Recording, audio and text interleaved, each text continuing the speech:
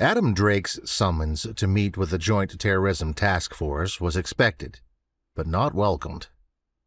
The last time he'd met with JTTF, they had ignored his warning, and a cabinet member had barely survived an assassination attempt.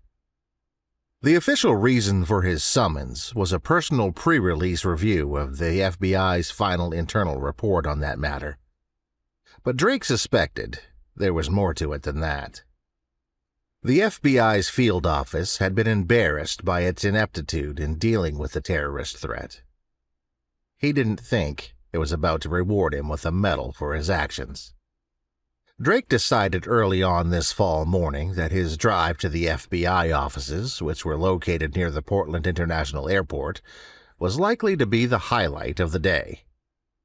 But whenever he had a reason to get out of the office and drive his old Porsche, that day turned into pure pleasure. The sky was blue, the leaves were changing color, it was Friday, and the college football season was underway. He wasn't about to let a government summons spoil a day like today. He passed through security, signed the visitor's register, and was escorted to an empty conference room on the 3rd floor. It smelled strongly of newly laid carpet. A 12-foot-long cherry wood conference table dominated the space, with 4 black leather chairs on the far side and a single matching chair on the near side. A picture of the president hung on the wall next to a standing U.S. flag and a photograph of the Twin Towers before they collapsed. He remembered thinking at his last meeting with the JTTF that this photo was an ironic reminder of a war the current administration refused to acknowledge. He also saw a pitcher of ice water and glasses on a black serving tray in the middle of the table.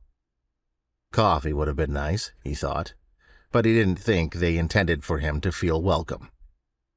He sat in the single chair, crossed his legs, and waited. 10 minutes later, he heard the door open behind him.